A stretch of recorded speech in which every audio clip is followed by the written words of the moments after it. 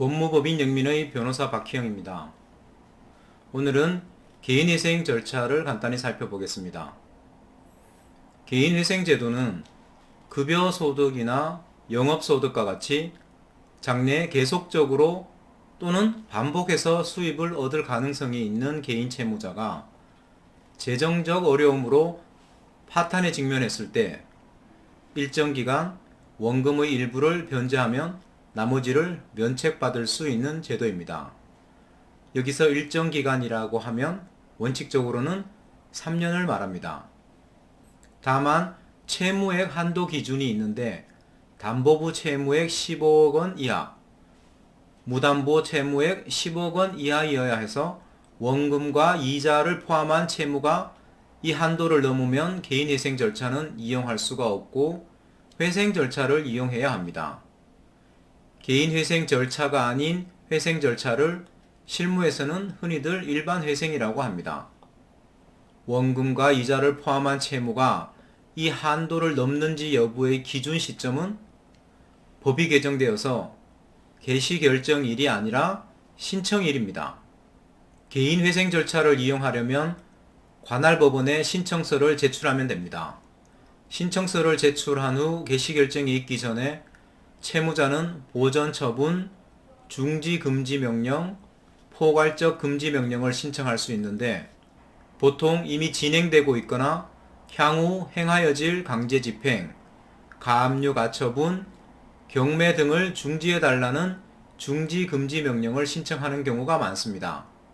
중지금지명령 신청을 하면 원칙적으로는 중지금지명령이 발령이 되지만 과거 개인회생을 신청한 경력이 있는 경우에는 신청 횟수, 과거 절차 종료일, 종국 사유 등을 고려해서 개인회생 절차 남용에 해당한다고 볼 수 있으면 발령되지 않는 경우도 있습니다.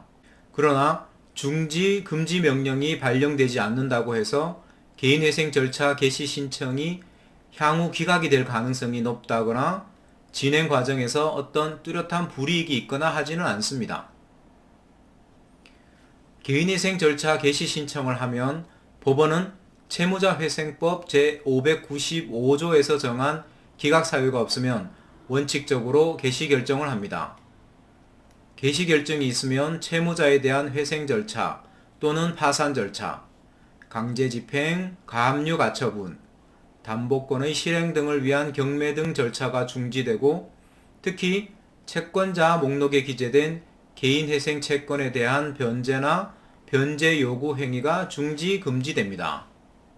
이후 법원은 채무자가 제출한 변제 계획안에 대하여 변제 계획이 법률의 규정에 적합한지, 변제 계획이 공정하고 형평에 맞으며 수행 가능한지, 인가 전 납부되어야 할 비용 수수료 그 밖의 금액이 납부되었는지, 인가 결정일 기준으로 개인회생 채권에 대한 총 변제액이 채무자가 파산하는 때에 배당받을 총액보다 적지 아니한지 등을 살펴 인가 결정을 하게 됩니다.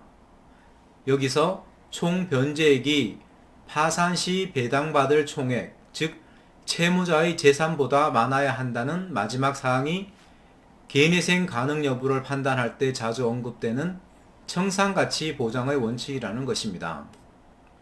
인가를 받더라도 끝이 아닙니다. 면책이 남아있고 이 면책이 개인회생 절차의 종국적인 목표입니다. 인가된 변제 계획에 따라 채무자는 개인회생 채권자에게 변제할 금원을 회생위원한테 임치하여야 합니다. 회생위원은 임치된 금원을 개인회생 채권자들에게 지급하게 됩니다. 정해진 변제 기간 동안 채무자가 변제 계획에 따른 변제를 완료한 때 법원은 면책 여부를 결정하게 됩니다. 면책 결정이 확정되면 채권자 목록에 기재된 채권에 대하여 그 책임이 면제됩니다. 만약 변제금이 납부되지 않고 지체되면 절차가 폐지될 수 있고 채권자들이 확정된 개인회생 채권자표로 강제집행을 할 수도 있습니다.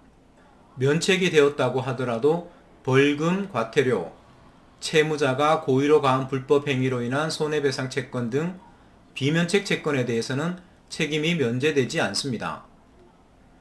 참고로 면책 결정이 확정된 다음 날부터 5년간은 개인회생 절차를 신청할 수 없습니다. 이상입니다. 감사합니다.